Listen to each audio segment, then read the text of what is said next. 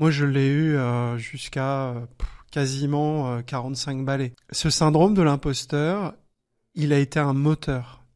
C'est-à-dire que j'avais tellement peur qu'on découvre mon imposture, qu'on se dise, attends, ce mec, il sait pas ce qu'il raconte, il a pas suffisamment de compétences, de machin, que je me suis caché derrière ça, mais ça a été un moteur. Je n'ai fait que vouloir prouver, vouloir plaire, mais vouloir prouver, c'est aussi apprendre. Quand je suis devenu directeur général, je me suis dit, ils ont dû se planter.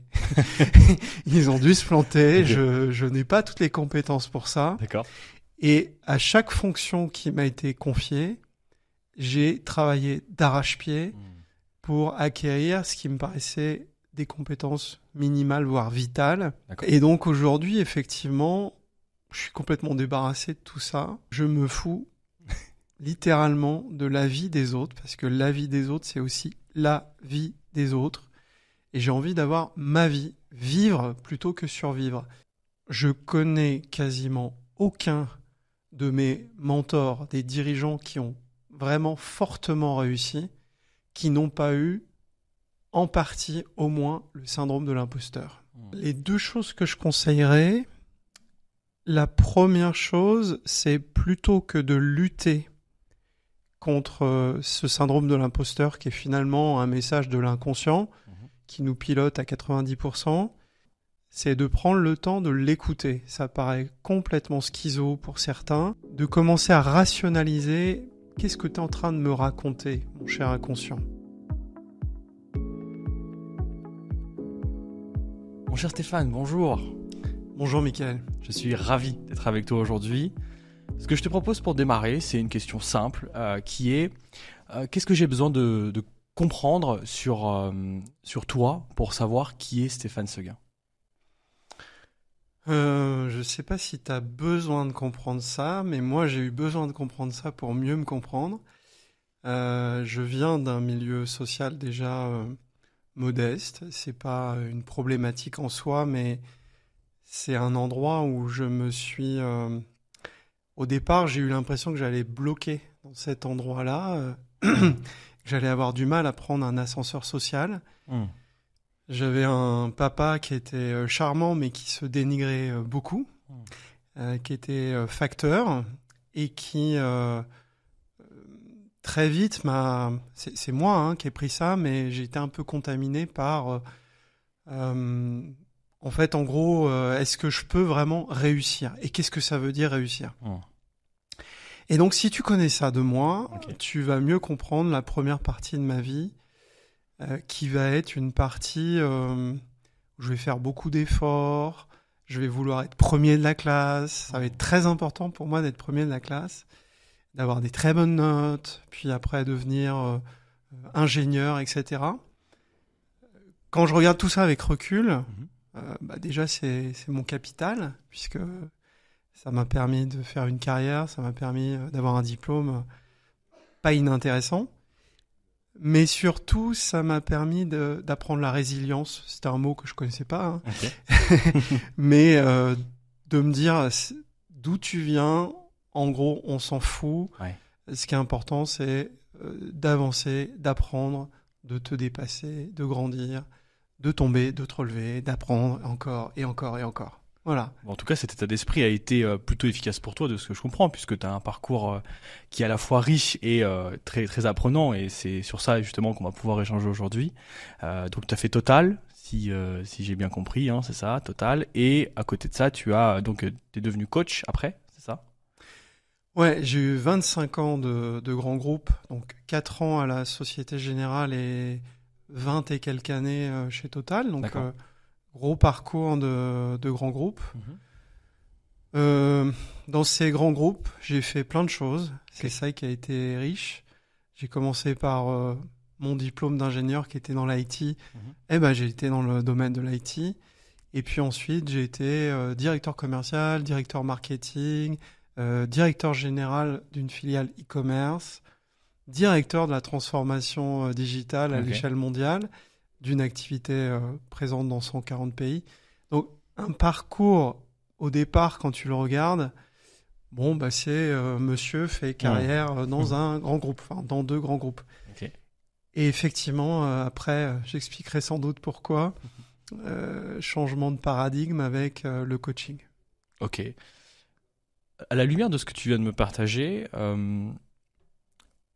aujourd'hui, est-ce qu'on peut parler peut-être d'un syndrome de l'imposteur que tu avais peut-être avant ou maintenant?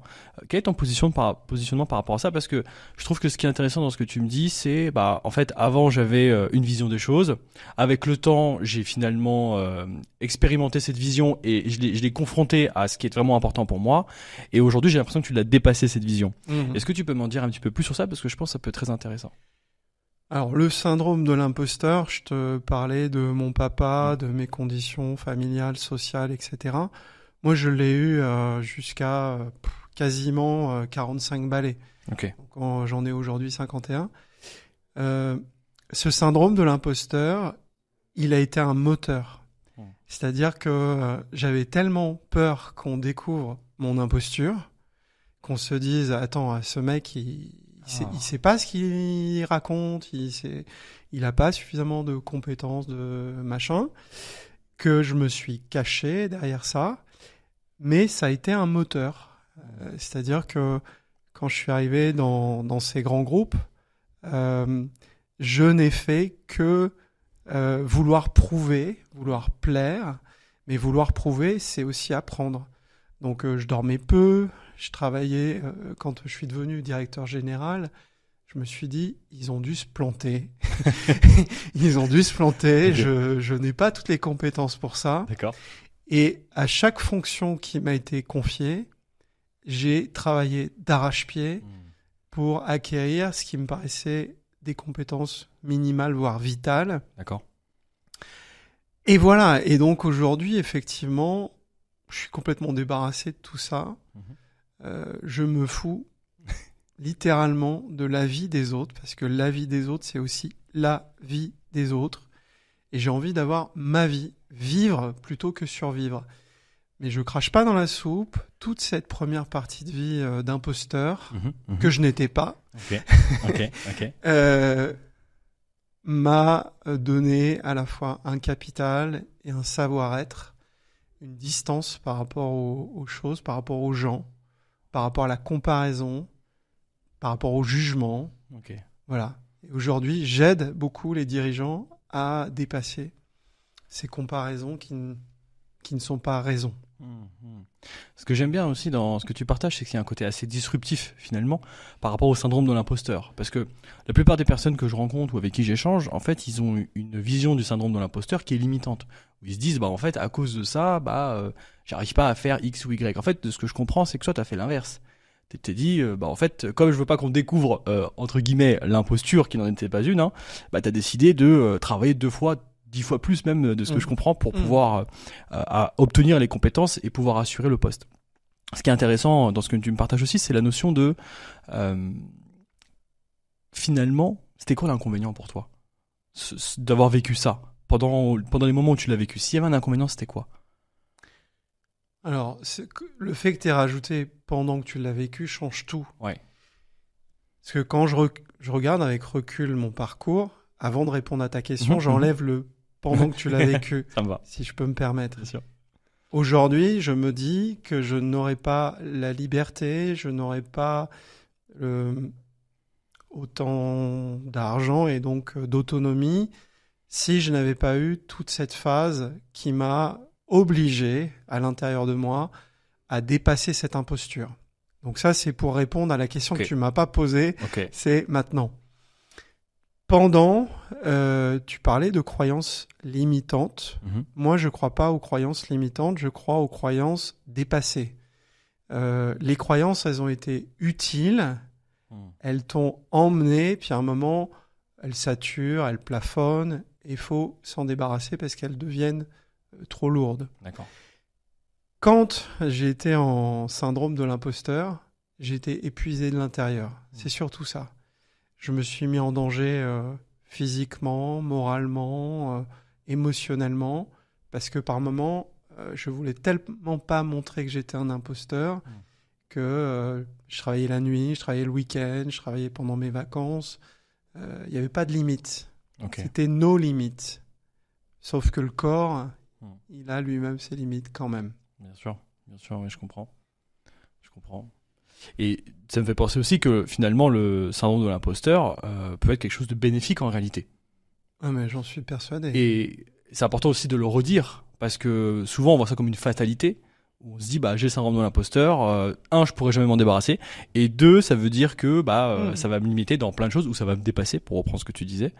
Mais peut-être la conclusion qu'on peut en faire par rapport à ton parcours, déjà dans un premier temps, c'est de se dire, le syndrome de l'imposteur, il peut être aidant, plus que dépassé ou limitant. T'es d'accord avec ça ? Je suis complètement d'accord. Excuse-moi.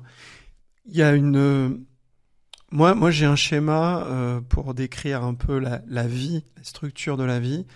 C'est de dire, tu as toute une partie de ta vie où tu survis. Que tu le veuilles ou que tu le veuilles pas, tu es en mode survie. Okay. Tu sais pas comment tu vas te débrouiller avec là où tu es tombé, dans ta famille, dans ton pays, etc. Comment tu vas te démerder pour survivre.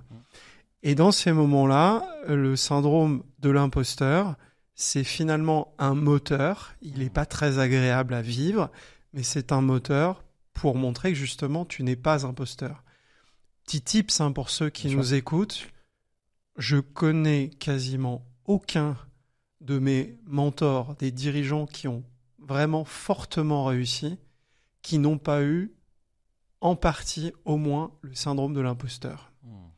Donc le syndrome de l'imposteur, c'est d'abord un copain gênant qui prend de la place, mais il est un moteur.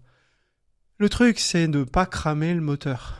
C'est qu'à un moment, ce moteur peut prendre le dessus et tu peux te retrouver à 45 ans avec un infarctus ou avec un burn-out. D'accord. C'est pour ça qu'il a mauvaise presse, c'est qu'à un moment, on se dit « T'es mignon, mon petit syndrome, mais maintenant, je vais un peu débrancher parce que j'ai plus besoin de toi. » Voilà. Ok. En plus, ce que tu dis là, ça me fait réagir parce que, tu vois, la semaine dernière, j'étais en formation et j'avais en face de moi des participants, des managers de Codir, qui avaient une réflexion qui était de dire que le syndrome de l'imposteur, c'était plutôt féminin. Et en fait, moi, tout de suite, j'ai voulu ne pas rentrer là-dedans en leur disant, en fait, ça peut être autant masculin que féminin. Et en fait, je voulais simplement confronter ce point de vue-là avec toi. Est-ce que tu es plutôt d'accord avec ça ? Est-ce que vraiment ça peut toucher tout le monde, à ton avis ? J'ai l'impression que c'est ce que tu me disais. Ou est-ce que c'est plutôt réservé à une typologie de personnes ? Par exemple, la typologie dont tu m'as parlé dès le départ, c'est-à-dire pour les personnes qui viennent des milieux un petit peu plus modestes et qui vont avoir des postes à responsabilité assez vite. Tu vois, comment tu te positionnes par rapport à ça ? Est-ce que tu as un avis ? Alors, je vais pas te dire que ce que je dis est la vérité vraie et que c'est universel, mais moi, je me rends compte qu'il y a pas mal de dirigeants qui d'abord ne parlent pas du syndrome de l'imposteur. Ils sont même coupés de leurs émotions, ils sont parfois coupés de leur corps. C'est souvent après justement un travail de coaching qu'il va y avoir une couche qui va s'ouvrir, il va y avoir une plus grande confiance. Et là, ils vont commencer à nous raconter, tu sais, en réel, je me sentais pas à ma place. Donc, le mot syndrome de l'imposteur, il est souvent utilisé par les gens qui l'ont dépassé ou alors les gens qui vraiment le subissent comme quelque chose qui devient douloureux. Et ils l'ont identifié comme tel. Okay.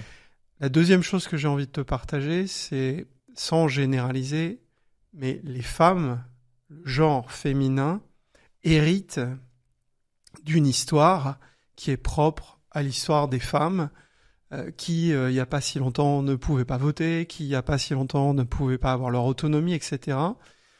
Et donc, cette imposture, ils en ont hérité dans leur lignée de femmes. Donc, voilà. Maintenant, moi, j'ai vu beaucoup de dirigeantes femmes. J'ai été managé par beaucoup de femmes. Je pense aussi que c'est devenu un moteur. C'est-à-dire que leurs conditions qui, au départ... on leur parlait d'une certaine manière, là je remonte à un temps que les moins de 20 ans ne peuvent pas connaître, mais on leur parlait un peu comme à des ménagères, donc loin de moi l'idée que je parle comme ça aux femmes, mais elles ont utilisé encore une fois ces limites qu'on essayait de leur imposer pour les dépasser. De toute façon, les limites qu'on s'impose à l'intérieur de nous, on peut soit en crever, Si j'étais resté avec l'idée que je suis un fils de facteur et que je ne réussirai jamais dans la vie, si j'étais resté avec ça, ben, je serais peut-être pas là pour t'en parler. Mais à un moment, si tu as envie de faire face à cette difficulté, en fait, elle va te faire grandir et la vie va te faire un escalier et tu vas monter. Si tu veux monter. Oui, si tu veux monter, exactement. Et d'ailleurs, ça en revient peut-être à une autre question. Tu parlais de la définition de la réussite à un moment donné. À ce moment-là, Stéphane qui a 19, 20, 25 ans, c'est quoi cette définition de la réussite? Est-ce que c'est tout de suite de se dire je veux faire mieux que mes parents ou est-ce que ça n'a rien à voir? Comment tu te positionnais par rapport à ça? C'est pas mieux que mes parents, mais c'est plaire aux autres. Ah, ok. Dont tes parents? Dont mes parents. Okay. J'avais une mère qui qui me comparait toujours. D'accord. Donc, à l'école, c'était toujours t'as eu 19, combien les autres ont eu, etc. Enfin bref, il y avait toujours une comparaison, toujours. Et sans lui mettre sur les épaules ce que j'ai récupéré, parce que c'est moi qui l'ai récupéré, moi, mon moteur de réussite, au départ, c'était pas ni la richesse, ni le statut, c'était montrer aux autres, alors les autres, c'est large, montrer aux autres que je valais la peine d'être rencontré, que je valais la peine qu'on me confie des responsabilités. Okay. Donc, c'était quand même assez handicapant quand j'y réfléchis, parce que les autres, c'était mon chef, mais c'était mon collègue, c'était mes équipes. Ah oui. Donc, c'était quand même beaucoup de monde. Oui. Donc, l'enfant ou le petit adulte que j'étais à 19 ans, il n'était pas bien dans ses baskets. Okay. Je reviendrai pas à cette époque-là parce que c'était des moments où je me disais que décidément, je n'étais pas assez. Le mot pas assez ceci ou trop cela, parce que souvent on m'a dit que j'étais trop bavard, que j'étais trop ceci ou trop cela. Donc j'étais jamais au bon endroit. Et ça, cette quête de la perfection, parce que le syndrome de l'imposteur, il a son copain qui s'appelle le perfectionniste. Okay. Les deux, là, ils m'ont boosté. Ma boîte s'appelle lesboosters.com, mais ils m'ont boosté, mais à un moment, ils m'ont fatigué. Ok. Alors peut-être ce qui peut être intéressant, c'est pour ceux qui nous écoutent et qui vivent justement, ou plutôt qui se reconnaissent à travers le syndrome de l'imposteur, quel est le tips, pour reprendre tes termes, qu'on pourrait leur donner s'ils sont dans cette situation où justement ils ont la sensation de justement devoir à la fois faire plaisir, en même temps être avec leurs copains perfectionnistes, et donc ils ont conscience de cette situation, mais voilà, ils sont un peu démunis et ils savent pas trop quoi faire. Qu'est-ce que tu dirais au Stéphane de il y a quelques années ou à ces personnes? Alors, les deux choses que je conseillerais, la première chose, c'est plutôt que de lutter contre ce syndrome de l'imposteur qui est finalement un message de l'inconscient qui nous pilote à 90%, plutôt que de lutter contre ça, c'est de prendre le temps de l'écouter. Ça paraît complètement schizo pour certains, mais c'est d'écrire, de commencer à rationaliser qu'est-ce que tu es en train de me raconter, mon cher inconscient. Ok. Je dis ça parce qu'il y a beaucoup de gens qui font de la psychologie positive à 2 balles, et qui, je l'ai fait, pendant un temps, je me disais tous les matins, je vais bien, etc.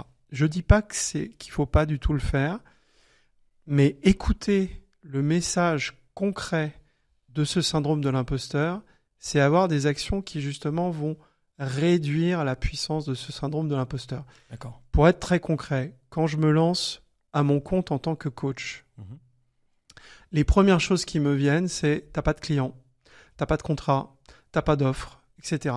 Ce qui est pas faux.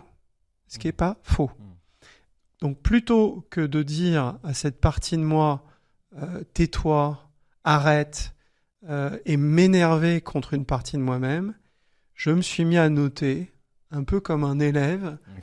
Ok, du coup, à ton avis, donc là ça fait vraiment schizo, mais à ton avis, qu'est-ce qui est plus prioritaire? Et ce dialogue, il est venu réduire la puissance de ce syndrome de l'imposteur. La deuxième chose, mon cher Michael, c'est d'oser sortir de cette zone de confort qui est inconfortable Mhm. et d'oser déplaire. Ah, Oser déplaire, quand je deviens manager, au départ, je me dis comment je vais dire à la personne que j'ai face à moi, qui a à peu près le même âge que moi, que ce qu'il fait ou elle fait ne me convient pas. Eh bien, la méthode des petits pas, donc déjà franchir ce Rubicon qui est d'oser dire, écoute, j'ai quelque chose à te dire, c'est pas forcément agréable, etc. Donc, aller à l'endroit exact où tu ne veux pas aller. ok. La plupart de la résolution de nos problèmes sont à l'endroit où on ne veut pas aller. Ah, Donc, on y va, pas en étant violent avec soi-même, en y allant tout doucement, mais sûrement. ok. Et on s'aperçoit que notre inconscient avait un petit peu forcé le trait et que la peur était un petit peu exagérée, etc. Je vais prendre un tout dernier exemple. Ouais.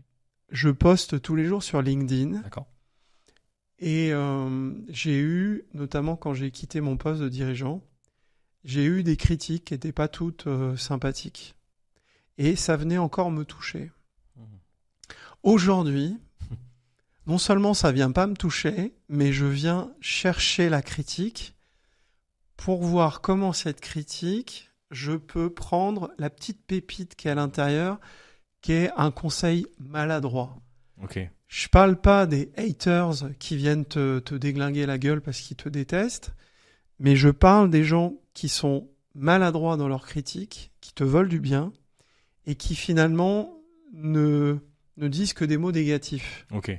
Donc là, je fais un peu le coach, mais Ouais. c'est d'arriver à faire reformuler la personne en lui disant, écoute, c'est super sympa que tu t'intéresses à ce que je poste. Qu'est-ce que tu veux me dire exactement? Qu'est-ce que je peux améliorer? Voilà. Ok. Donc, syndrome de l'imposteur, première chose, l'écouter Ok. et essayer d'écrire et de rationaliser tout ça. Deuxième chose, avancer sur un territoire en lui disant, écoute, ça va bien se passer, j'avance quand même. Et troisième chose, faire face à la critique et essayer de voir le positif de la critique. Ok. C'est une bonne méthode. Merci pour ce partage qui, à mon avis, va aider pas mal de personnes qui nous écoutent. Sur ce sujet-là, en tout cas, parce que je sais que le syndrome de l'imposteur, c'est quand même un sujet qui revient de plus en plus. Et je crois que les réseaux favorisent ça aussi. Parce que tu parlais de LinkedIn, mais je crois que le fait de se comparer inconsciemment aux autres favorise le syndrome de l'imposteur en se disant, bah finalement, est-ce que je suis vraiment légitime? Est-ce que vraiment, moi, je peux faire ce que la personne fait, mais le problème de se comparer, c'est qu'on ne peut pas comparer de choses qui sont incomparables. Et comme on est tous différents, bah, effectivement, c'est un peu compliqué. Merci en tout cas, Stéphane, sur cette partie. Ce que je te propose, c'est de continuer avec ton parcours pour que tu nous dises un petit peu, voilà, qu'est-ce que tu as fait. Donc, après ces quelques années finalement où tu as été dans la survie. De ce que je comprends, c'est que tu as été en entreprise, c'est ça? Société Générale d'abord?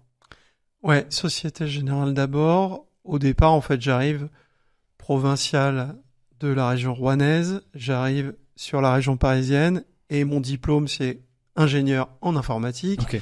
Et donc, je commence par être développeur. D'accord. J'ai fait du COBOL, du C, ça envoie du rêve. Et assez rapidement, je suis devenu chef de projet informatique.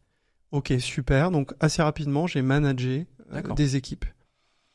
Et ce que j'ai ressenti à la Société Générale, en tout cas de l'époque, c'est qu'il y avait une logique de carrière qui était une carrière dans le domaine où tu entrais. Donc en gros, tu étais informaticien, tu allais finir chef informaticien. Ok. Et ça, je sais pas pourquoi, mais ça me plaisait pas. J'avais l'impression que j'allais à un moment m'ennuyer. Et je suis chassé, donc ok, je suis chassé et derrière ce cash total. Et là, la promesse, elle est inverse. Je rencontre un RH, donc il est patron RH, et il me dit qu'il a été géologue. Ok. Il a été attaché de presse du président Jaffray, qui était le patron de Elf. Et en gros, il me dit, nous, ce qu'on te propose, c'est de faire une carrière où tu vas faire plein de métiers différents. Ok. Et il faut rendre à César ce qui est à César. Je serais pas déçu du voyage, puisque je je vais commencer par l'IT. Ouais. Hop, on est reparti. Mais assez vite, je prends des assez grosses équipes et plusieurs dizaines de millions d'euros de projets, donc des projets assez compliqués d'ailleurs, des refontes de systèmes, etc. Et on va me permettre de passer du côté du commerce. Je deviens, alors je sais plus à quel âge j'ai, bon on s'en fout, bon peut-être 35 à peu près, ans. 35 ans, okay. 35 ans, je deviens directeur commercial avec des commerciaux itinérants sur la route. Okay. Pour certains, ça fait 25 ans qu'ils sont commerciaux et il faut pas leur raconter des sornettes. Et justement, peut-être la différence entre quand tu as été directeur commercial à 35 ans et quand tu as été manager au départ dans l'IT, qu'est-ce qui était différent pour toi? Ce qui était différent, c'est que dans l'IT, je suis parti du domaine que je maîtrisais, qui était l'IT, le projet, etc. Et je suis devenu directeur de projet. La première difficulté, c'était de manager des hommes et des femmes et de manager notamment mes collègues. Je me rappelle, quand je suis devenu manager avec un peu plus de monde, les premières personnes que j'ai eu à manager avaient exactement le même âge que moi et juste avant, c'était mes collègues. Bon. D'accord. Donc ça, c'était la première difficulté. Mais au moins, j'étais sur une terre connue qui était les projets informatiques. Quand on me confie directeur commercial, j'ai une terre connue qui est le domaine métier dans lequel j'étais précédemment, dans lequel j'ai conduit la construction du système d'information. Mais je me retrouve avec des personnes et des personnalités qui n'ont strictement rien à voir. Je ne suis pas accueilli bras ouverts, parce que notamment les commerciaux qui sont là depuis belle lurette se disent « Qu'est-ce que c'est que cet abruti qui nous vient du siège et qui fait de l'informatique ?»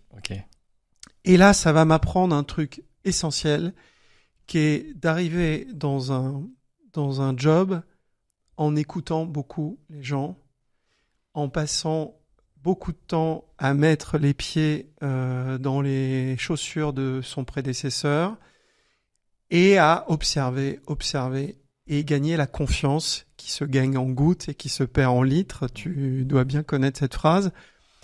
Et là, j'ai appris d'une part l'humilité t'es comme un peu sur du verre glacé. Tu marches, mais tu sais pas de quoi tu parles. Et là, j'ai commencé à dire, ça rejoint le syndrome de l'imposteur, j'ai commencé à dire ce que j'avais dans le crâne en disant à mes commerciaux, je vais peut-être te dire une grosse connerie et comme toi, tu es l'expert, tu vas me recadrer. Peux-tu m'expliquer de manière simple pourquoi on vend pas ça, pourquoi on n'a pas ce niveau de marge, etc. Et ce qui va me plaire dans l'histoire, c'est que je vais faire d'un handicap qui est de ne pas connaître, je vais en faire une force. D'accord. Un peu comme le coach. Parce que tu sais, souvent l'erreur, c'est alors des fois ça m'est bénéfique. Il y a plein de dirigeants qui viennent à moi parce que j'ai été dirigeant. Merci à eux. Mais c'est bien aussi parfois de ne pas connaître le contexte. Et là, je vais m'apercevoir que la vraie plus-value que j'ai vis-à-vis de mon équipe commerciale, c'est d'assez mal connaître. Et donc de poser des questions un peu naïves, presque. Du Colombo. Candide. D'accord. Tu connais peut-être Colombo. Ceux qui connaissent pas, Colombo est un inspecteur qui pose des questions un peu à la con, mais qui finalement soulève des vraies questions. Et là, je vais être non seulement perçu dans les résultats de mon équipe. Enfin, c'est pas perçu. On a les meilleurs résultats. Factuellement. Ok. Et la deuxième chose, c'est que l'équipe commerciale que j'ai je sens dans leurs yeux et dans leur manière d'être qu'ils me reconnaissent comme leur boss. Quelque chose a changé. Ouais, exactement. Et je les embrasse s'ils m'entendent parce que j'ai beaucoup d'affection pour cette équipe de l'époque. J'avais aussi beaucoup d'affection dans la mixité de cette équipe. D'accord. C'est-à-dire que chez Total, être commercial, c'était aussi la porte d'entrée pour les jeunes cadres qui sortaient d'école de commerce. Donc je me retrouvais avec des commerciaux qui étaient là depuis belle lurette et qui étaient en poste et qui fallait pas leur raconter des histoires. Et de l'autre, des jeunes qui allaient juste passer une étape pour être reconnus comme ayant passé du temps sur le terrain. Ce que je veux dire par là, où est-ce que je veux en venir? C'est que je vais faire une addition de ces forces variées. C'est-à-dire, je vais mixer, je vais faire des binômes entre le petit jeune qui arrive, qui est juste de passage, et puis celui qui est baroudeur, qui est un ancien. Et donc, mon côté chef de projet va être mis au service de comment est-ce qu'on muscle une équipe commerciale. Okay. Et je vais découvrir aussi ce que c'est qu'un client, comment on écoute un client, comment on écoute la conséquence de la conséquence d'un problème, et donc comment on lui vend habilement du service, mais pas en lui disant « Regardez comme c'est bien chez Total », mais plutôt « Je vous écoute, j'ai compris et je trouve des solutions à vos problèmes ». Je m'en sers aujourd'hui pour vendre mes prestations. 20 ans plus tard. Exactement. Donc ça, c'est une étape importante. Okay. Et ensuite, là, je vais rentrer dans un truc complètement fou. C'est que j'étais adoubé par ma hiérarchie. Okay. Franchement, j'avais une hiérarchie qui m'aimait bien. Alors, juste pour nous aider dans le contexte, c'était combien de temps après? Parce que 35 ans, t'es directeur commercial, tu fais tes armes avec ce que tu nous as partagé là. Essaye de me rappeler. Il y a eu des éléments un peu conflictuels au départ, puis tu retournes la situation, et là, on est combien de temps après là? J'ai fait beaucoup de postes, contrairement à ce que me proposait Total. Souvent, comme j'étais catalogué HP, c'est-à-dire au potentiel, normalement, tu restes 2-3 ans en poste. D'accord. De toi à moi, j'étais flatté, mon ego était flatté, mais je m'en foutais. Moi, je voulais m'enraciner. Donc, souvent, mes postes ont duré 5 ans. D'accord. Souvent. Voilà. Et donc, là, je suis plutôt à 35 ans au début et donc à 40 balais quand je finis mon poste de directeur commercial. Et c'est là où il se passe le truc fou, c'est ça? Alors, le truc fou, enfin, que je trouve fou, c'est que je n'avais que des appréciations positives par mes hiérarchies, mais mes 2 responsables hiérarchiques sont nommés à des postes hyper prestigieux, hyper intéressants, mais je me retrouve avec des managers nouveaux. Au-dessus de toi, hein. Au-dessus de moi. Okay. Voilà. Et là, en gros, je suis traité, on peut dire les choses, un peu comme de la merde. D'accord. Voilà.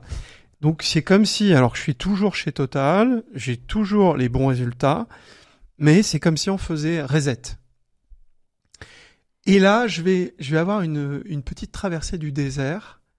Moi, je suis à l'époque, je suis jeune papa, enfin jeune. Je viens d'avoir une jeune fille, une petite fille, et on me propose de partir à l'étranger. Donc c'était la carrière normale chez Total, c'est tu pars en Afrique, tu deviens directeur commercial ailleurs, etc. Bon, moi, j'avais pas envie de ça pour des raisons personnelles. Et là, on ne me propose, donc moi je dis, je ne serai pas mobile géographiquement pendant un certain temps, et on me propose que des choses en mobilité internationale et nationale. Aïe. Et on finit par me punir en me disant, en gros, voilà les 2 postes qu'on te propose, et tu ne sortiras pas de cette salle sans avoir choisi ce poste. Donc je suis puni. Wow.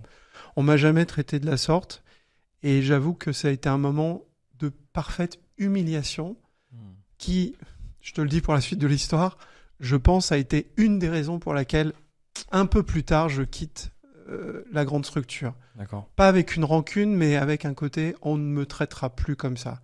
Et là c'est intéressant parce que le syndrome de l'imposteur dont je te parlais tout à l'heure, là je commence à lui dire t'es bien mignon, mais moi je vais quand même avoir mon voix au chapitre. Bien sûr. J'espère que je te paume pas. Non, pas du tout. Et d'ailleurs, juste pour préciser un point, on est d'accord qu'à ce moment-là, tu as toujours le support de ton équipe. Hein.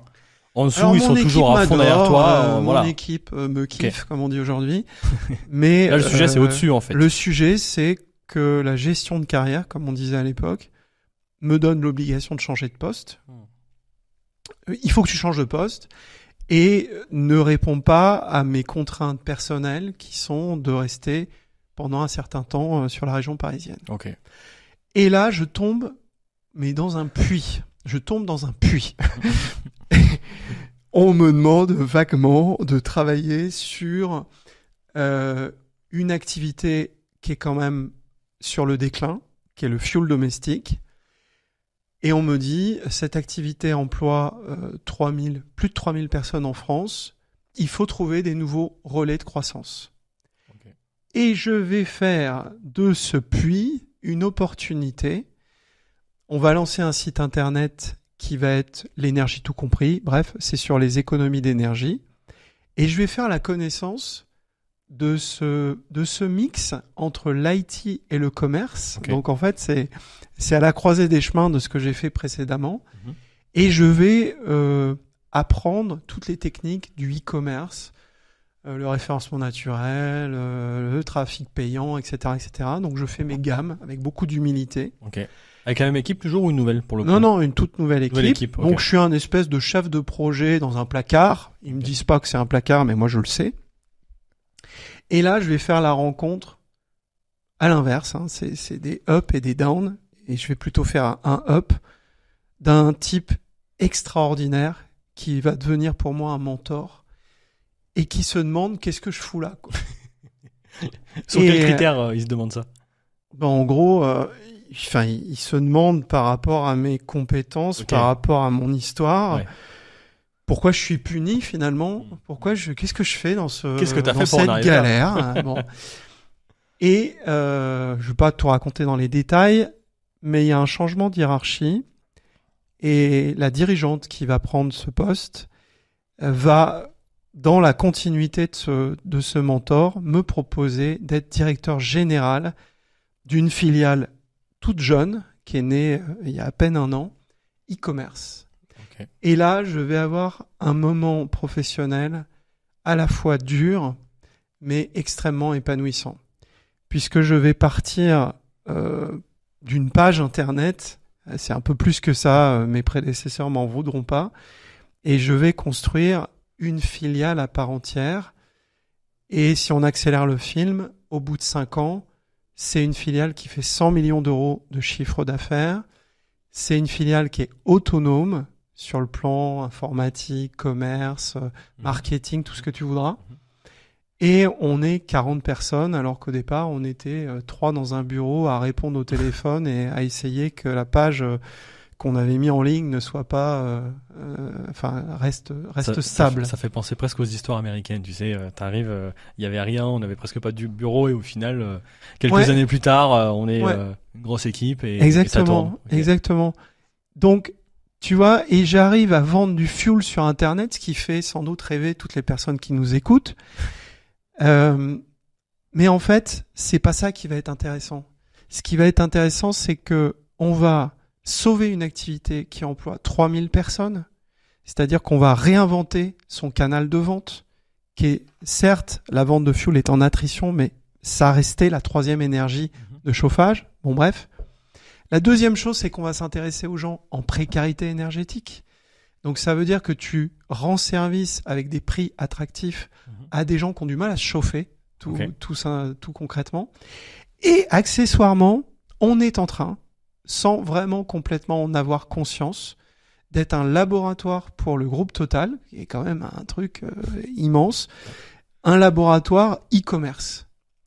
Donc ce qui est génial, c'est que moi, avec mon syndrome de l'imposteur, j'arrive en me disant « Attends, qu'est-ce que c'est que ce truc sur un plan financier, sur un plan juridique ?» Je suis président de cette boîte.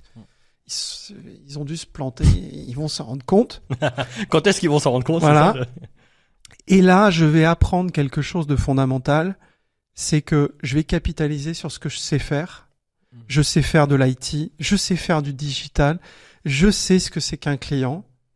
Et je vais apprendre les domaines que je connais pas ou que je maîtrise mal, parce qu'à l'époque je faisais presque moi-même mes feuilles de paye.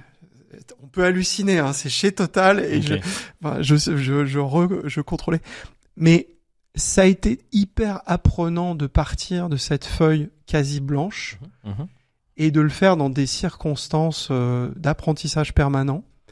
Parce qu'aujourd'hui, quand je croise des dirigeants qui sont entrepreneurs, je les comprends. Bien sûr. Alors qu'ils pourraient se dire sur mon CV, ce mec, il a fait grand groupe, machin, il a toujours été aidé, soutenu. Non, pas vraiment. Donc, cette étape de ma vie a été une étape cruciale pour la suite. T'as été entrepreneur avant l'heure, en fait. Ouais, on disait intrapreneur. Okay. Je me méfie de ce mot. D'accord. Parce qu'il y a pas mal d'intrapreneurs, et je leur en veux pas, mais qui vont faire des slides et qui vont concevoir des concepts, mais qui vont pas mettre en œuvre. Là, effectivement, j'ai eu l'impression d'être entrepreneur parce que même si c'était pas mon argent, mon risque, je le vivais comme si j'étais entrepreneur. Donc 5 ans à la tête de cette boîte, je remercierai jamais assez Total et puis mes managers de l'époque de m'avoir fait confiance. Donc tu vois, ce qui est intéressant, je crois, c'est que je suis passé par un creux. J'aurais pu rester dans ce creux. Bien sûr. J'aurais pu me dire on me comprend pas. Et au lieu de ça, j'ai capitalisé sur cette période pour apprendre le e-commerce et pour devenir directeur général d'une filiale e-commerce. Bravo déjà pour cette magnifique réussite. Peut-être ce qui peut être intéressant à creuser ensemble, c'est comment tu fais pour passer de l'émotion où j'ai le sentiment d'être mis de côté par ma hiérarchie, parce qu'ils me mettent là, à finalement, je vais me retrousser les manches et puis je vais décider d'apprendre et d'en faire quelque chose de mieux que ce que c'est. Alors je pense pas qu'au départ tu voulais faire quelque chose de grandiose, en tout cas dans cette ampleur-là, mais en tout cas d'en faire quelque chose de mieux. Alors je comprends qu'il y a la rencontre avec ton mentor, ça tu me l'as déjà dit. Est-ce qu'il y a autre chose qui t'a permis de faire la transition comme Alors moi j'ai profité de cette période pour m'occuper de ma fille. J'ai profité de cette période pour apprendre la méditation. J'ai profité de cette période pour me dire tiens, le e-commerce c'est intéressant. De toi à moi, je me suis dit je vais être bankable. Si Total ne veut plus de moi, il va falloir que je sois bankable. Donc j'ai commencé à imaginer le CV qui pourrait intéresser quelqu'un d'autre à l'extérieur. J'ai commencé aussi à rencontrer des chasseurs de tête, j'en ai souvent rencontré. En gros, j'avais fait de l'IT, j'avais fait du commerce, j'avais fait un site, alors que c'était plutôt, c'était pas du e-commerce pur, mais c'était du digital en tout cas. D'accord. Et donc, j'étais en train de me dire, je ne perds pas mon temps. Je ne suis pas en train, mon CV est pas en train de devenir obsolète. Donc, profiter de ce moment pour me calmer, profiter de ma famille, profiter pour apprendre et préparer l'avenir. Donc, j'ai préparé l'avenir, ce qui fait que quand on m'a proposé ce poste de DG, j'étais beaucoup plus à l'aise aussi dans mon état d'être. J'étais pas en train de faire la victimite et de me dire « Oh, les salauds », etc. J'avais complètement dépassé tout ça. Alors que si on te l'avait peut-être proposé au moment où tu étais dans cet état-là, peut-être que tu n'aurais pas réagi de la même manière, en fait, si je comprends bien, c'est ça. Exactement. Je suis allé un peu vite sur l'IT. Tu vas pas me demander chaque étape de ma vie, mais j'ai eu aussi un échec cuisant quand on a fait une refonte de système d'information. En fait, on s'est embourbé. On avait pourtant 30 millions d'euros, mais on s'est embourbé. Et en fait, ces deux moments, le moment où on s'est embourbé techniquement et le moment où j'ai été assez maltraité sur un plan humain, merci à ces moments-là, parce qu'ils m'ont donné la résilience pour rebondir, apprendre et devenir une meilleure version de moi-même. C'est intéressant de le voir comme ça après coup. Sur le moment, c'est pas rigolo. Ouais, c'est clair. Alors, ce qui peut être intéressant peut-être à creuser ensemble, c'est la partie comment tu peux faire finalement pour accélérer le processus de passer du moment où tu te sens un peu victime, tu vois, de la situation, au moment où tu récupères finalement tes dispositions pour pouvoir prendre les meilleures décisions. Alors, la méditation peut-être. T'en parlais tout à l'heure. Là, je peux pas ne pas introduire le coaching. Pourquoi ? Parce que moi, je fais la rencontre avec le coaching de manière assez bizarre. En fait, je suis chez Fuel Market et j'ai des difficultés à maintenir certaines équipes. Et à l'époque, moi, j'analyse que c'est un problème presque générationnel. Les Gen Z, les Millennials, etc., c'est compliqué, Donc, je mets ça un peu sur leur dos à ces chers Millennials qui doivent nous écouter. Et je fais appel à un coach. Je suis pas complètement convaincu par le coaching. Et qu'est-ce qui te motive quand même à le faire ? Je me dis peut-être qu'ils vont ce coach ou cette coach, en l'occurrence c'est une femme, peut-être qu'elle va mieux les comprendre. Donc en gros, je vais chercher un docteur. D'accord, mais pour eux, pas pour toi. Pour eux. Et avec beaucoup d'habileté, elle me demande si elle peut participer à nos codires. Je dis, je sais pas trop pourquoi vous avez besoin de ça, mais oui, il n'y a aucun problème. Je vois dans son regard qu'elle est assez surprise par la manière dont le codir fonctionne, l'instance, et même qui fait quoi. Elle me pose plein de questions, et ces questions m'interrogent. Et elle me propose, elle me dit, alors moi, ça y est, je commence à mieux comprendre la problématique. Ah bon ? Elle a passé du temps avec nous, elle n'a pas passé du temps avec les jeunes millennials. Et elle me dit, je propose de commencer par le codir et particulièrement de commencer par toi. Et là, les bras m'en tombent. Il y a d'abord la première réaction, j'ai pas que ça à foutre. Okay. Moi, je suis dirigeant, je vais pas me faire coacher. C'est quoi ces conneries? Okay. Il faut savoir que j'ai fait beaucoup de développement personnel, j'ai fait une psychanalyse, j'ai fait tout un tas de trucs, et à l'époque, je me dis, j'ai pas besoin d'un psy. Ouais. Donc, je fais aussi l'amalgame entre le coach et le psy. Et au final, je me dis, allez, on y va, on va faire quelques séances, on va pas en faire trop, et puis on va voir ce que ça va produire. Et là, je découvre ce que c'est que le coaching, je découvre que sa manière de m'interroger et de me faire prendre conscience des choses va être déterminant. Et si je t'accélère le film, en fait, je vois l'impact que ça va avoir sur moi, mon quotidien, et très vite, je vois les impacts que ça a sur mon codir, et très vite, je vois les impacts que ça a sur mes équipes. Je me dis, ce truc est absolument fabuleux. Pourquoi je ne savais pas ça avant? Et donc, pour répondre à ta question, j'ai fait un détour un peu long. Je pense que ce qui accélère le film, et moi c'est ce que je dis aujourd'hui, et on peut penser que c'est mon marketing, mais le coaching est un accélérateur. C'est un accélérateur de prise de conscience de notre système, comment il fonctionne, les bons et les mauvais côtés. Et voilà, faites-vous coacher. Faites-vous coacher. Ok. Donc ça, c'est une méthode pour accélérer finalement les prises de conscience et le passage de A à B, si je comprends bien. Oui. Maintenant, imaginons que quelqu'un soit comme toi avant et donc réticent en se disant, bah voilà, moi le coaching, j'ai pas envie d'en faire pour l'instant, pour X raisons. Hein. Qu'est-ce que peut-être elle pourrait faire, ou, tu vois, comme travail ou comme tips, pour se dire, bah tiens, là je suis dans ma posture de victime, comment je peux faire pour en sortir? Eh ben, tu viens d'utiliser le mot sortir. Sortez.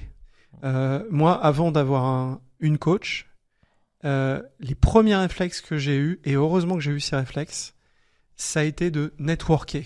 C'est tous les soirs, j'allais rencontrer des gens différents de moi, soit qui étaient dans des métiers connexes, donc notamment le e-commerce, ou soit des gens qui étaient dans des groupes assez similaires aux miens, et on arrivait à se rencontrer par un biais ou par un autre. On a le droit de faire de la pub ou Tu peux, bien sûr, bien sûr. Il y a eu l'événement qui s'appelle les Big Boss. Ouais. Pareil, un peu comme le coaching, j'ai regardé une vidéo sur les Big Boss et je me suis dit non mais laisse tomber, c'est le Club Med, c'est les bronzés font du ski. Moi j'ai autre chose à foutre, etc. Et au final, je me suis un peu forcé. Je suis allé passer un premier week-end avec les Big Boss et là, j'ai rencontré des gens qui avaient les mêmes problèmes que moi, avec le grand groupe, avec le digital, avec plein de choses, avec le management, etc. Donc, rencontrer des gens qui sont un peu dans la même situation que vous, sortez de la solitude, soit par le coaching, soit par le networking, soit les deux. Ok. J'entends presque même aussi une troisième option, et tu me dis si tu es d'accord avec ça, c'est l'idée de dépasser sa première impression. Parce que ça fait plusieurs fois que tu me le dis, où effectivement dans la première situation, bah tu te dis bah le coaching, voilà, c'est pas pour moi, c'est pour eux. Et la deuxième situation où tu me dis bah voilà, Big Boss, je vais pas m'embêter avec ça, j'en ai pas besoin.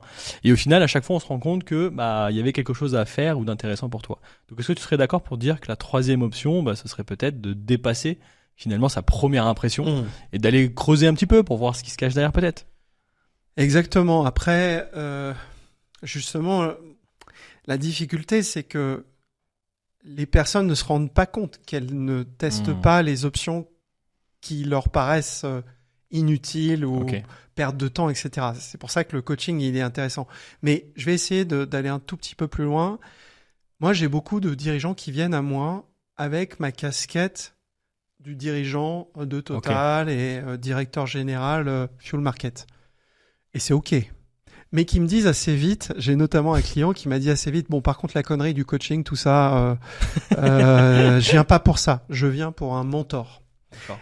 Et mes réflexes, quand j'ai commencé à être coach, c'était un peu de remettre l'église au milieu du village sur le coaching. Maintenant, c'est pas de la manipulation, mais je prends les gens là où ils sont.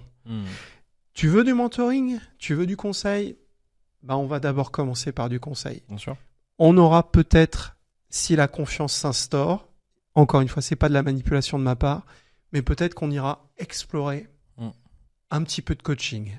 Et puis peut-être que tu t'apercevras, le client dont je te parle, il est client chez moi depuis 2 ans et quelques, et il a fait toutes mes offres.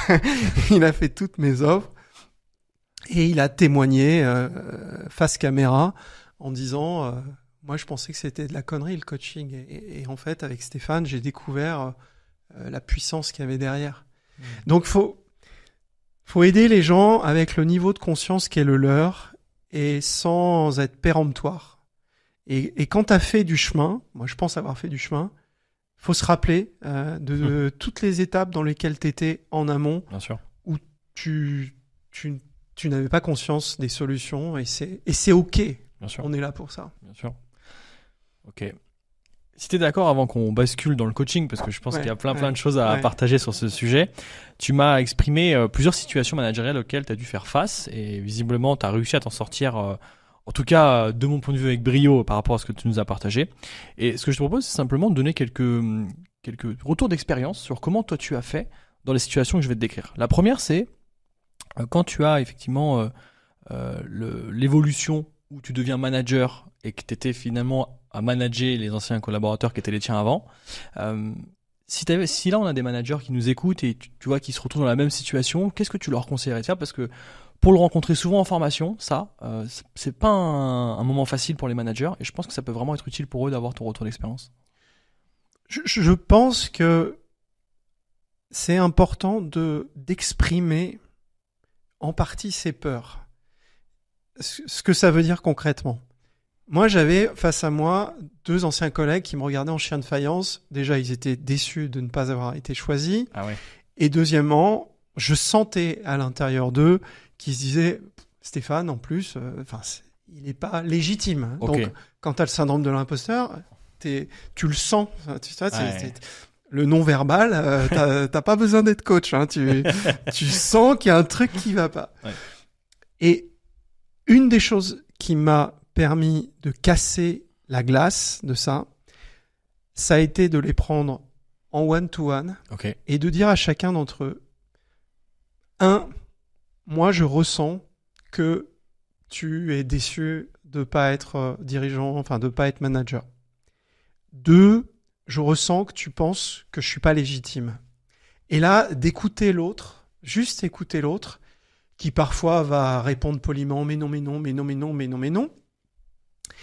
Et de commencer à asseoir une certaine autorité, mais tout en respectant l'autre. Ce que je veux dire, c'est en fait, c'est un équilibre.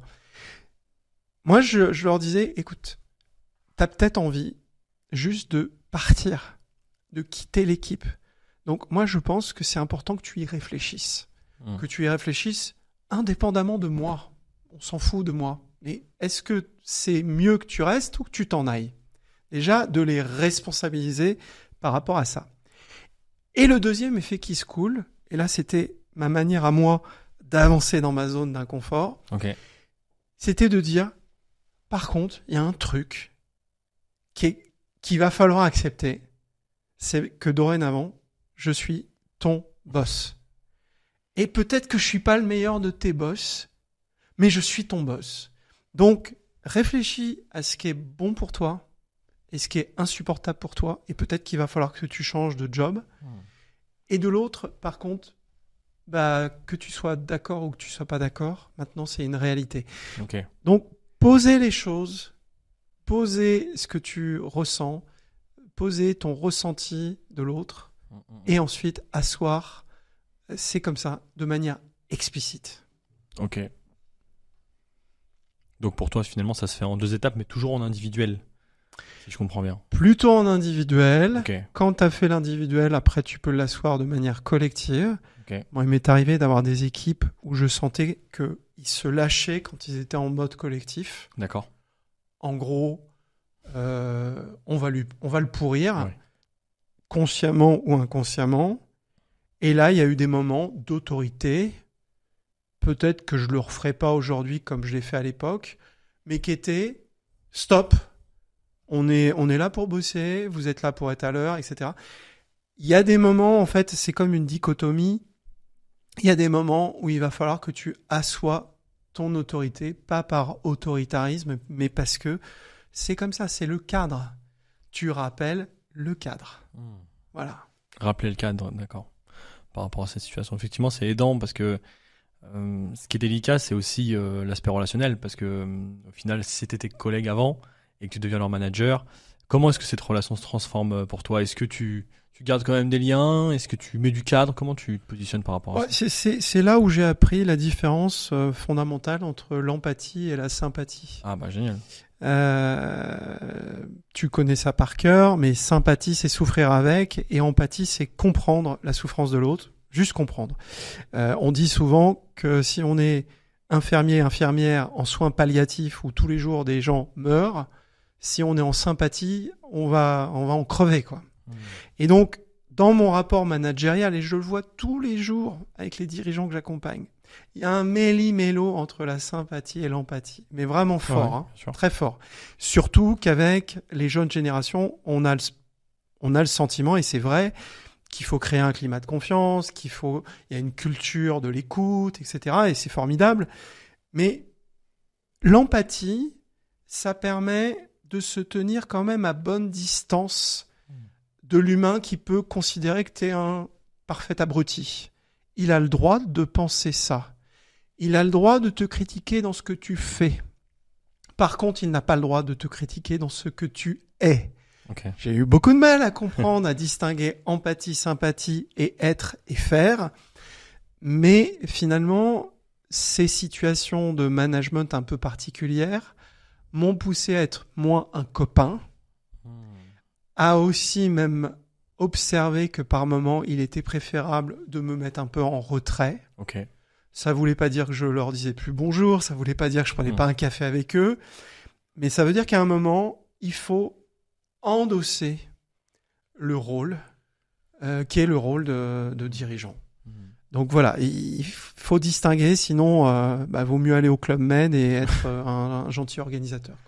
Ok, super. Effectivement, je pense qu'elle était importante, cette distinction entre l'être et le faire, entre la sympathie et l'empathie, parce qu'effectivement, il y a beaucoup de confusion par rapport à ces deux éléments-là. Énormément. Et d'ailleurs, peut-être ça peut être intéressant qu'on rajoute un élément sur ce que tu viens de partager, c'est peut-être comment définir si j'ai plutôt un mode sympathique qu'un mode empathique. Comment est-ce que je peux faire? Comment est-ce que je peux m'en rendre compte si je suis manager ou même si je suis dirigeant?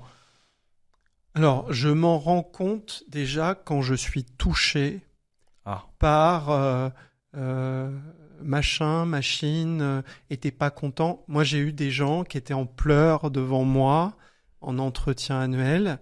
C'était pas ma volonté, hein, je tiens à le préciser. Mais j'avais tendance à répondre à ces personnes. Ça va te paraître un peu schizo, mais c'est pas grave. Je leur disais, écoute, il y a 2 personnes dans la salle.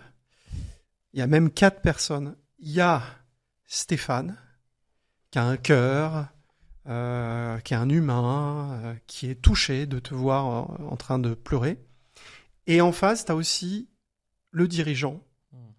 Alors le dirigeant, il n'est pas froid, il n'est pas de marbre, mais le dirigeant, il a une fonction, le dirigeant, il a des obligations de résultat, le dirigeant, il a un rapport à ton poste. C'est pour ça que toi aussi, tu es dissocié, tu as ton prénom et tu as ta fonction. Et aujourd'hui, on est en entretien annuel.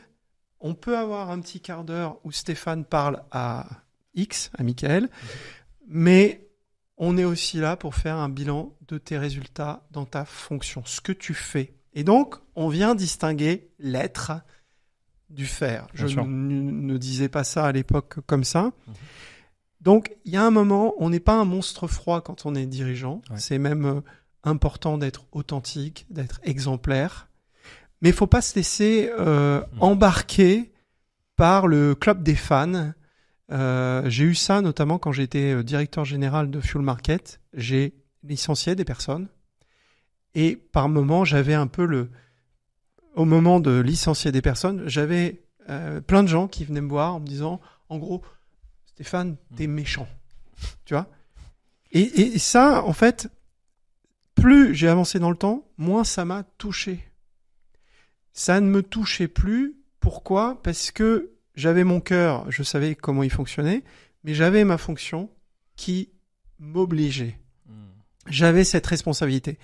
Quand je vois des dirigeants d'entreprise qui sont en train de se mettre en quatre pour plaire à leurs équipes, soi-disant pour les fidéliser, et souvent c'est l'inverse qui se passe.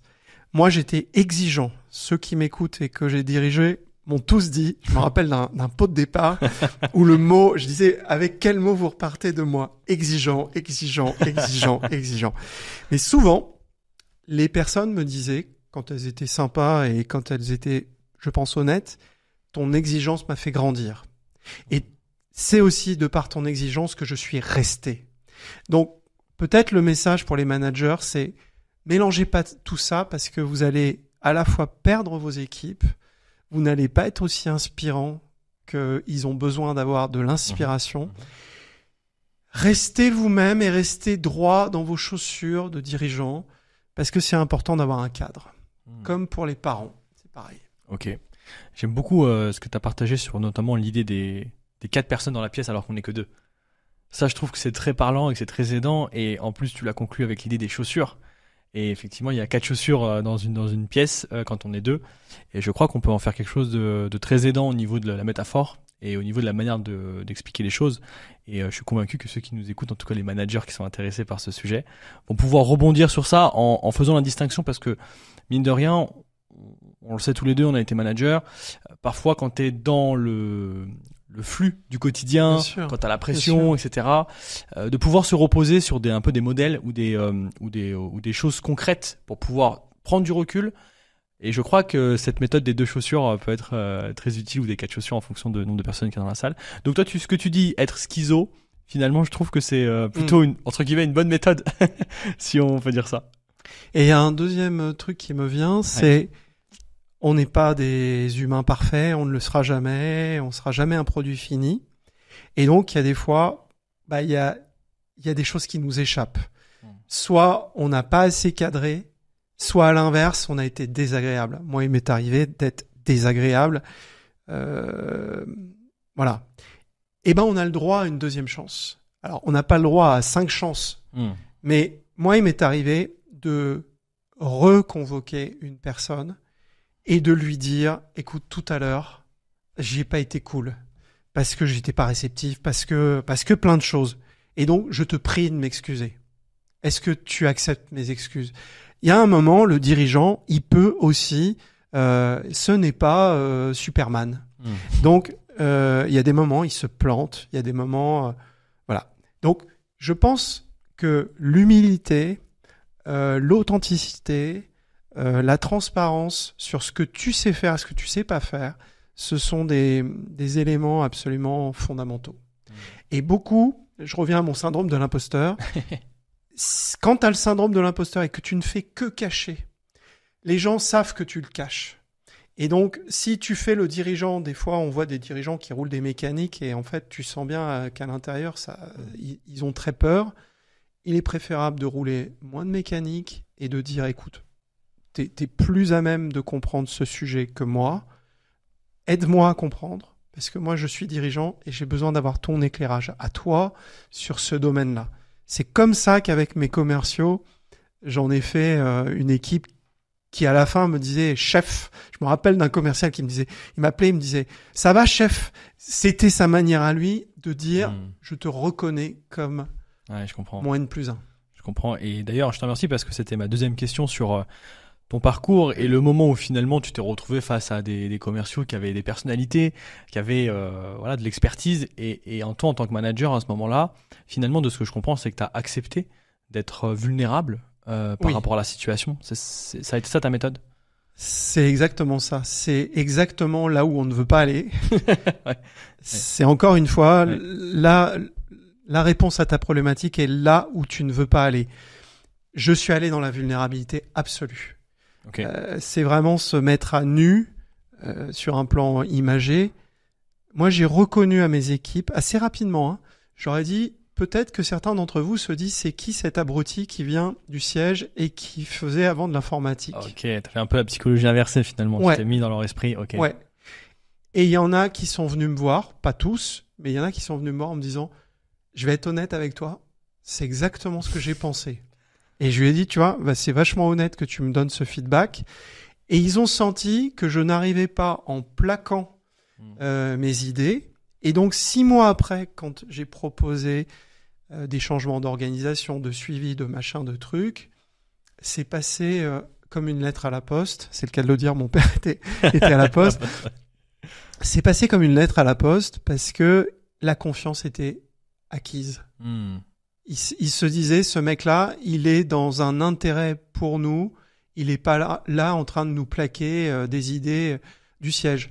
Tu sais, je fais un petit aparté, mais ce qui fait que nos hommes politiques, on a du mal parfois à les comprendre, c'est quand on sent qu'en fait, ils viennent nous plaquer des solutions qui ne correspondent pas à ce qu'on vit sur le terrain.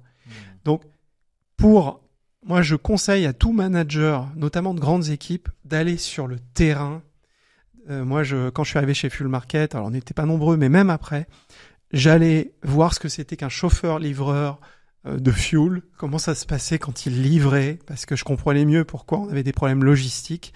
Je passais du temps au téléphone, 1 fois par an, je répondais au téléphone à nos clients pour voir ce que vivaient nos assistantes commerciales. Vivez le terrain. Oui. Vivez le terrain. Et puis, quand vous savez pas, dites que vous savez pas. C'est assez simple, en fait. Être vulnérable, ça rend puissant. Ok.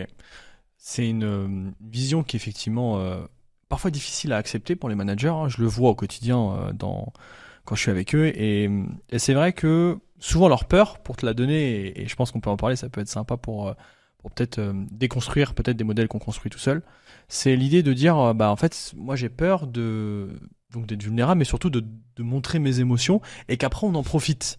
Parce que c'est ça la peur finale, c'est qu'ils se disent, au final, moi je vais pas assurer en tant que manager, mais surtout derrière, on va l'utiliser contre moi. Donc tu vois, qu'est-ce qu'on pourrait dire à ça? Ouais, là, on rentre vraiment dans le cœur du réacteur du coach ou dans ses outils. En fait, ce qu'on ne veut pas avec notre conscient, il ne pèse que 10%. Les mots qu'on emploie, les gens vont les écouter vaguement. Ils vont en retenir 7%. Du coup, c'est notre posture, la manière dont je parle, mes gestes, la manière dont je te regarde, etc. C'est le non-verbal qui va être beaucoup plus impactant que le verbal. Alors tout ça, ça paraît un peu des concepts, mais c'est pas des concepts. On est des animaux non-verbaux. On passe d'abord par le non-verbal. Et du coup, tout ce qu'ils vont essayer de retenir avec leur petit conscient, avec leurs mots, etc., va rejaillir de plus belle dans le non-verbal.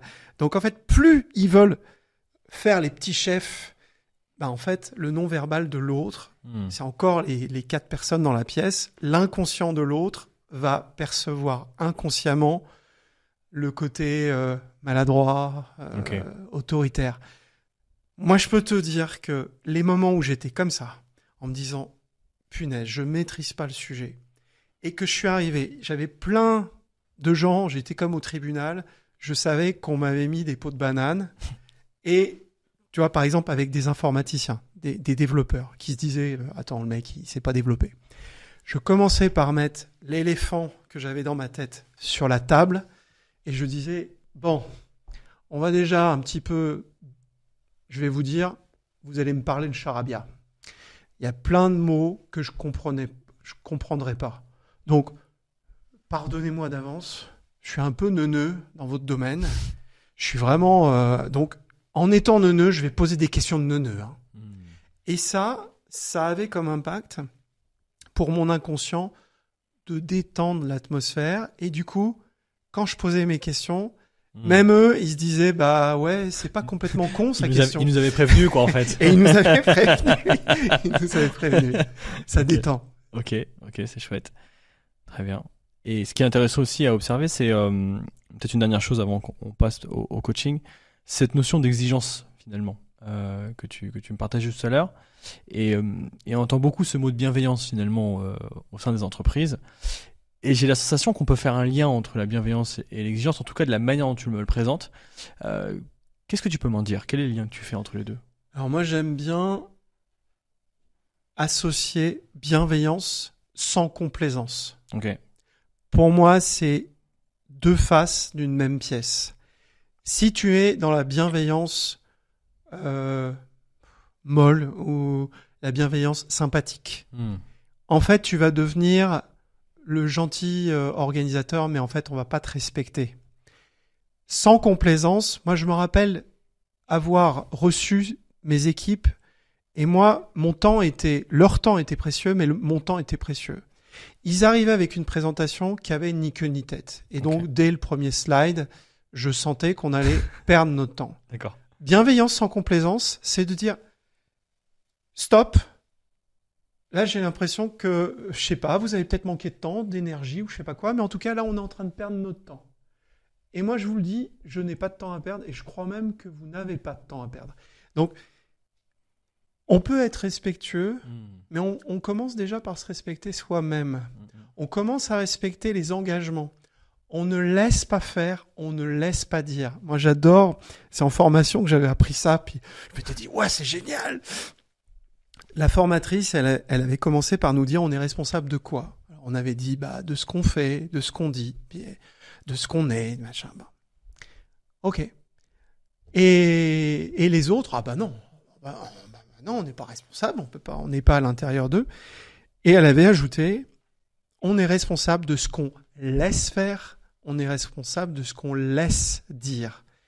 Et ça avait été un shift chez moi en tant que manager. Je n'ai pas le droit de laisser faire quelque chose qui n'est pas cohérent. Je n'ai pas le droit de laisser quelqu'un empiéter sur mon territoire. Okay. Donc, mettre les choses au clair de manière explicite, on revient au cadre, on revient à l'expression. La bienveillance, ok, c'est très bien d'être bienveillant. Un manager qui n'est pas bienveillant, ça finit mal. Mais sans complaisance. Ok, c'est très clair. Merci pour ce retour d'expérience par rapport en tout cas à ta première aventure de manager dans les grands groupes. Maintenant, ce qui va être intéressant pour moi, c'est d'en découvrir un peu plus sur ton aventure entrepreneuriale, la vraie, et pas celle que tu as fait chez Fuel Market, de ce que j'ai cru comprendre. Et notamment, ce qui peut être intéressant, c'est déjà comprendre qu'est-ce qui t'a décidé à passer dans le coaching. Parce que j'ai bien compris la première rencontre, mais à quel moment tu t'es dit, allez là, le coaching, j'y vais? Alors, c'est tout un système qui s'est mis en place et j'avoue que je suis assez bluffé que ça ait conduit à ça. La première chose, c'est que j'étais arrivé à un moment de ma carrière professionnelle. J'avais eu 5 ans de directeur général de Fuel Market. C'était vraiment épanouissant d'avoir ces responsabilités-là et cette autonomie-là. Mmh. Et là, j'étais re-rentré dans la grande structure. J'ai fait mon taf les dernières années et je crois même que je l'ai bien fait. Mais il y avait le côté, est-ce que j'ai envie de rester dans une grosse structure ? C'est quoi les perspectives ? Et je demandais rien à Total, mais en gros, quelle perspective je me donne à moi-même ? Je n'avais pas de réponse à cette question. Ça, c'est le premier point. La deuxième chose, sans rentrer dans ma psychanalyse, mais j'étais à un moment charnière de ma vie. Il y avait des choses qui commençaient il y avait mon système, justement, de syndrome de l'imposteur, etc., commençait à être un peu pesant. Okay. Et donc, j'ai fait des stages de développement personnel très impactants, des semaines entières, etc. Et donc, deuxième élément, je me suis dit, c'est maintenant ou jamais que je passe à une autre étape de ma vie. D'accord. Sans renier la première. Okay. mais j'ai envie de faire autre chose. Mhm. Comment? J'en savais pas, j'en savais rien. Ok. J'ai eu le hasard, je me rappelle, c'était sur une aire d'autoroute, d'avoir une publicité pour une école de coaching, et je me suis dit, tiens, moi qui ai été coaché et qui ai considéré que le coaching c'était de la merde, et finalement j'ai trouvé ça formidable, j'aimerais bien utiliser ces outils-là. Mhm. Je ne savais absolument pas si j'allais les utiliser en tant que manager chez Total ou pour autre chose. Donc ça, c'est la troisième chose. Ok. Et la quatrième chose, cerise sur le gâteau, il y a un plan de départ qui s'annonce chez Total, qui au départ, je ne rentre pas dans les cases, c'est comme ZZ et Pouzix, je ne rentre pas dans les cases, et finalement, je finis par rentrer dans les cases. Ok. Et quand j'apprends que je vais rentrer dans les cases, je vais mettre, je crois que c'est 3 heures, à me décider. Et en fait, tout se met en alignement. Ok. Je me dis, t'es à une période de ta vie, tu t'étais dit à toi-même qu'à 50 balais, tu allais changer d'étape de vie. Bah, le plan de départ t'emmène à 50 ans. Tu as appris le coaching, tu peux peut-être en faire quelque chose. Et puis, je sais plus quel était l'autre truc. Oui, et puis, de toute façon, chez Total, et je ne dénigre pas ceux qui font autrement, ni mon passé, mais tu vois pas tellement de perspectives qui t'intéressent. Oui, et pour qui, toi. pour ça. moi, voilà. Donc, tout ça fusionne, et j'envoie le papier. J'étais parmi les premiers qui ont répondu au plan de départ volontaire. Ok. Et donc, bah... First in, first out. Ça, c'est le vieux informaticien qui parle. Je suis sorti quelques mois plus tard, Ok.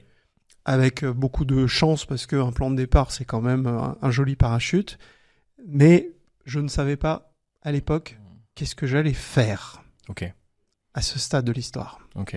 Mais toi, tu savais quand même ce que tu étais? Je savais de plus en plus qui j'étais grâce à ces stages, notamment un stage qui s'appelle Réconciliation avec soi-même. Génial. Je commençais à me dire, t'es en train de passer à côté de qui tu veux vraiment être. C'était surtout ça mon truc, c'est que je ne voulais pas continuer à survivre, je voulais être et vivre. Voilà. Ok. Voilà. Ok, je comprends. Et donc tu te lances, au final? Et donc je me lance, sans vraiment savoir, puisque comme tu l'as dit, j'avais été entrepreneur, mais sans être entrepreneur, en me disant, mais quel statut, quel client, faut faire une offre, c'est quoi ce bordel, etc. Ouais. Et là, je retourne un peu à l'école. Ok. Je vais suivre un stage, une formation. À l'époque, c'est Julien Musique qui la propose, où en 3 mois, en gros, je me retrouve avec des gens qui ont 25 ans, et j'ai rien contre ça, mais je me retrouve avec des thérapeutes, je me retrouve avec plein de gens qui créent leur business. Ok. Et en 3 mois, je me dis, mais attends, je vais quand même pas me lancer. Et là, j'ai une coach à l'époque, coach ou conseil, qui me pousse un peu à l'eau. Et alors que j'ai quitté Total en septembre, en décembre, j'ai mes premiers clients. Ok. Et j'ai mon offre qui se construit. Et là aussi, je fais preuve d'honnêteté, c'est-à-dire que les clients qui viennent à moi, je leur dis, je suis un apprenti coach. Par contre, j'ai tout un background derrière. Bien sûr. Donc, je vais vous accompagner. Ça va coûter moins cher que ce que vous paierez dans un an. Et profitez-en. Voilà. Et avec humilité, avec aussi beaucoup de sarcasme, hein, parce que et c'est pas grave, mais t'avais tous ceux qui te souhaitaient pas le meilleur. C'est-à-dire, tu quittes un poste de dirigeant où tu gagnes beaucoup. Ouais.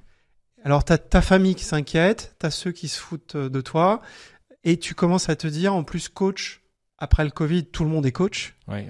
Et là, j'avais honte, à nouveau syndrome de l'imposteur. Est-ce que je vais oser endosser ce titre de coach sans qu'on me rie à la figure? Ok. Eh bien, je te le dis, les yeux dans les yeux, je suis fier aujourd'hui d'être un coach de dirigeant. Félicitations, Stéphane, pour cette magnifique transition et cette belle réussite, parce que être coach aujourd'hui, c'est loin d'être facile, hein. On sait que le passage du je suis en entreprise à je deviens coach, mais surtout j'arrive à en vivre. Parce que c'est ça le vrai sujet, c'est est-ce qu'on arrive à en vivre et en être heureux. Et toi, j'ai la sensation que tu as réussi à le faire, donc bravo. Peut-être ce qui peut être intéressant à nous partager, c'est si tu devais tout recommencer à zéro, au niveau de l'entrepreneuriat, je parle bien, est-ce qu'il y a des choses que tu ferais différemment ou est-ce que tu ferais tout pareil? Alors ça va paraître un peu péremptoire, mais je ferai tout pareil, je crois. Pareil, ouais. Tu prendrais un accompagnement? Je prendrais un accompagnement. Vraiment, J'ai bien fait de déjà me former en amont.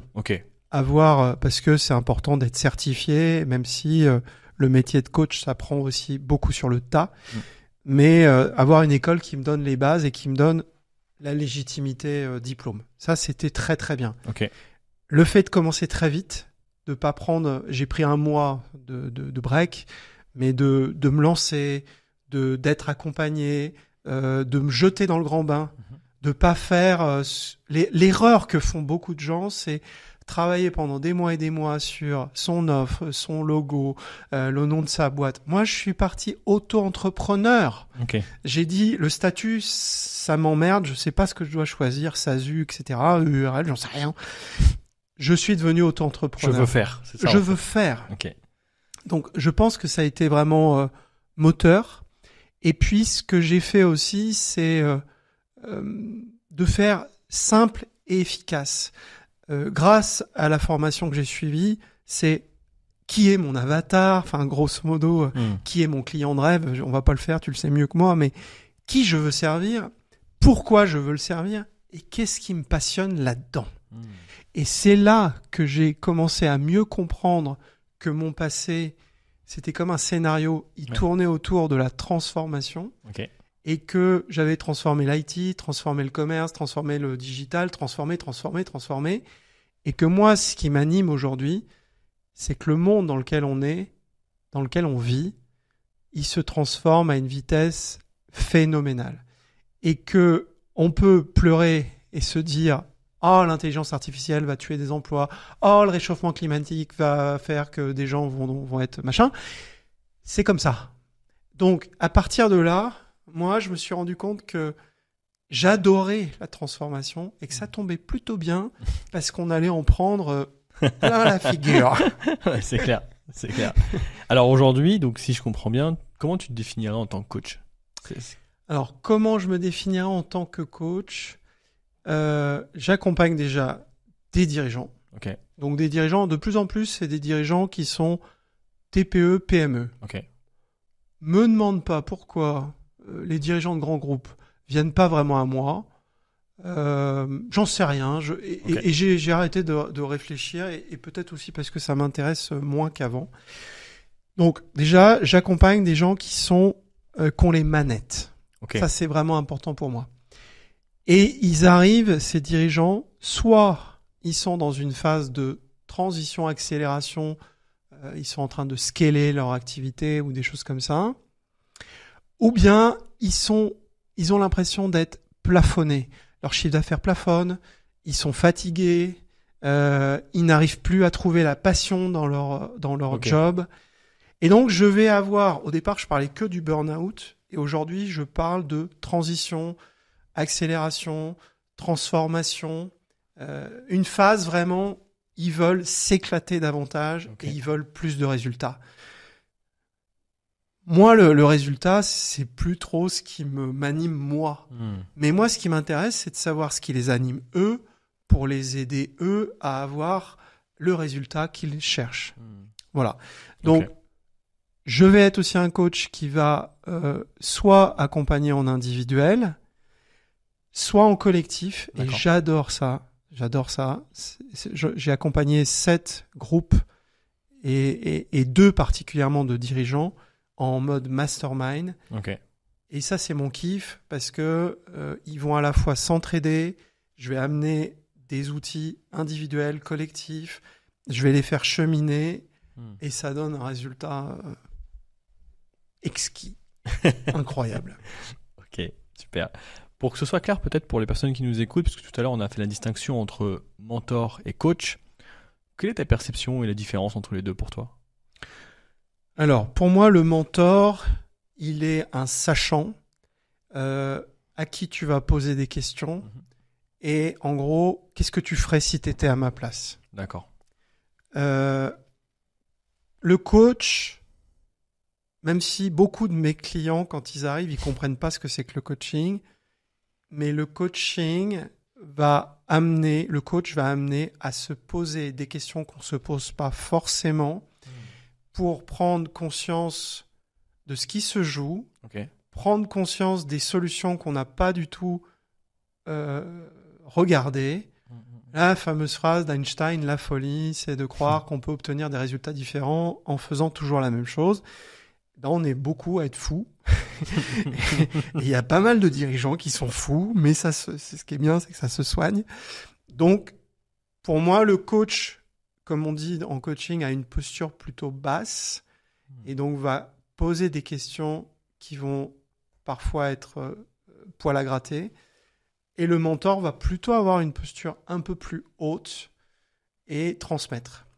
Je fais du mentoring parce que à un moment, j'en ai eu marre de dire non aux gens qui cherchaient du mentoring. Bien sûr. Et donc, j'ai une offre de mentoring qui permet de transmettre et de dire ouais, si j'étais à ta place, je ferais ci, ça, ça, ça, ça. Et c'est vrai que c'est un accélérateur. Pour moi, c'est pas suffisant, mais pour certaines personnes, elles jugent ça suffisant. Donc, c'est OK si c'est OK pour elles, c'est OK pour moi. OK, super. Et peut-être une autre question pour clarifier un point que tu m'as exprimé tout à l'heure, c'est tu m'as dit que parfois tu avais donc des clients qui venaient à toi pour d'abord du mentoring. Oui. Et peut-être après du coaching. Et en fait, j'ai eu la sensation qu'il y avait une notion de confiance plus importante qui devait être présente dans le coaching que dans le mentoring. Est-ce que j'ai juste? C'est ça que tu voulais dire? Ouais. En fait, la confiance, elle va souvent s'instaurer avec moi. Je dis pas dans 100% des cas, mais j'ai confiance en toi parce que, oh là là, 100 millions d'euros de chiffre d'affaires, ouloulou. Donc, j'ai mon bac plus 12 de chiffre d'affaires. Bon. Donc, là, en gros, t'as été chez Total, t'as fait une carrière, t'as fait ceci, t'as fait cela. Bon, ils ont confiance. Donc ça, c'est un capital confiance. Et puis, quand je vais commencer à poser des questions, parce que même en tant que mentor, bah, je vais poser un certain nombre de questions naïves parce que moi, j'ai besoin de comprendre et c'est pas... bon. Là, il va y avoir des moments où ils vont me dire ah, ta question, elle me fait ah ouais, c'est une bonne question. Franchement, je l'avais jamais vu sous cet angle. Et là, j'introduis un petit peu, pas forcément comme ça, mais je leur dis bah là, on est en train de faire du coaching. Bon, mais c'est pas grave, hein, va rien se passer. Et là, il y a des moments, ça vient d'eux ou ça vient de moi, où je dis là, je crois que là, il y a un truc qui bloque. Est-ce que tu m'autorises à utiliser plutôt des outils de coaching? Parce que moi, j'ai comme l'impression que ça se répète tellement dans ton histoire qu'il est préférable qu'on aille voir ce qui se passe à l'intérieur de toi. Est-ce que c'est OK? Si c'est pas OK, on continue le mentoring tel qu'il est. OK, je comprends le lien. Voilà. Mais moi, il n'y a pas d'obligation, mais ça se fait effectivement par confiance successive. OK. Et justement, pour aller un peu dans ce sens-là de la confiance, mais aussi de la clarification, quelle distinction tu fais entre le coaching et la thérapie, le psy, puisque voilà, je pense que tu es bien placé pour nous partager des clés sur ça, parce que parfois on se trompe, on fait la confusion, et c'est vrai que la relation peut être vite confuse parce que un coach il va poser des questions, un psy va poser des questions aussi. Donc au final, voilà, comment tu le différencies pour que ce soit clair pour ceux qui nous écoutent? Alors, schématiquement, on a tendance à dire que le thérapeute, il est tourné vers le passé. Et on va passer beaucoup de temps sur le passé pour essayer de dénouer ce qui s'est joué à l'époque. Et sans rentrer trop dans le détail, mais la psychanalyse, il y a un moment, on décortique tellement le passé que même on sait plus trop qui on est. Moi, j'ai eu ce moment-là où je savais plus trop qui j'étais parce que j'avais revisité le passé. Le coach, il est beaucoup plus dans présent-futur. Qu'est-ce qui se passe dans ton présent? Je veux comprendre. Et je veux comprendre, c'est pas de la... On est tous des êtres psychologiques. Quand on se soucie de l'autre, de ses émotions, heureusement qu'on a de la psychologie. Mais le coach va poser des questions pour voir, OK, mais qu'est-ce que tu veux, toi? Qu'est-ce que tu veux faire? Qu'est-ce que tu veux produire? Qu'est-ce que tu veux comme résultat dans le futur? Donc, on va souvent naviguer entre présent et futur.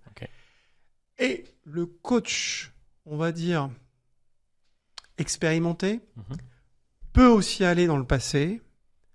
Ça veut pas dire qu'il va jouer le thérapeute. Moi, il y a des moments où je sens qu'il y a besoin d'un accompagnement thérapeutique. Ok. Et je le dis à la personne, je lui dis, écoute, là, je n'ai pas cette compétence-là. Mais parfois, quand il y a quelque chose qui se rejoue, c'est important de remonter dans le passé pour aller débloquer une forme d'élastique qui est coincée dans ton enfance souvent. Mais on n'y reste pas des plombes. J'ai rien contre les thérapies puisque j'ai été client, mais parfois il y a des thérapies. Moi, j'aime bien les thérapies brèves maintenant. Ok. J'ai eu des thérapeutes, ça devenait un peu une rente, et je n'ai rien contre ça. Ils font bien leur boulot, mais moi, quand je vais dans le passé, c'est souvent, on va y passer 20 minutes, quoi, juste pour comprendre. Donc, comprendre comment le passé se rejoue dans le présent et qu'est-ce qu'il faut faire. Ou qu'est-ce qu'il faut changer, qu'est-ce qu'il faut mettre comme lumière pour que ça se joue différemment dans le futur. Ok, et justement, je crois que la thérapie brève est une forme de coaching, si j'ai bien compris. Ça se rejoint, Okay. ça se rejoint. Ok. Ça se rejoint. D'accord. Et toi, tu t'es formé à quel modèle ou technique de coaching? Alors, moi, j'ai pris un modèle au départ classico-classique Ok. avec l'école ICI, qui est une des plus vieilles écoles qui a fait du coaching, qui a formé qu'est-ce que c'est que la posture basse, etc., quelles sont les techniques de coaching, etc. On a fait aussi de la PNL. Okay.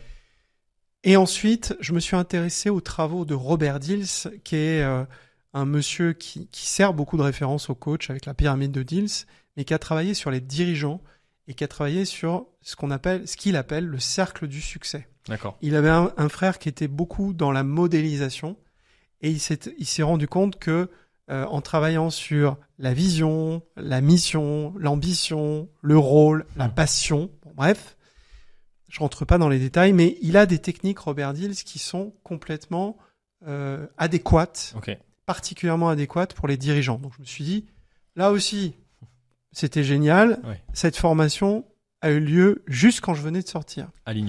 Alignement.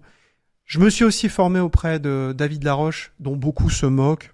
Souvent, on se moque des gens qui réussissent. David Laroche, il a voulu décortiquer comment un coach peut être vraiment un meilleur coach. Et donc, j'ai participé à son école, qui s'appelle maintenant Paradox School, pendant 2 ans, où on va s'arrêter sur des bouts de coaching, qui sont les croyances. Enfin, il va nous donner des outils. On va le voir, lui, avec des arrêts sur image, en disant regarde ce que j'ai fait, pourquoi à ton avis je l'ai fait, pourquoi j'aurais pu faire, etc., etc. Donc, je me suis perfectionné en tant que coach.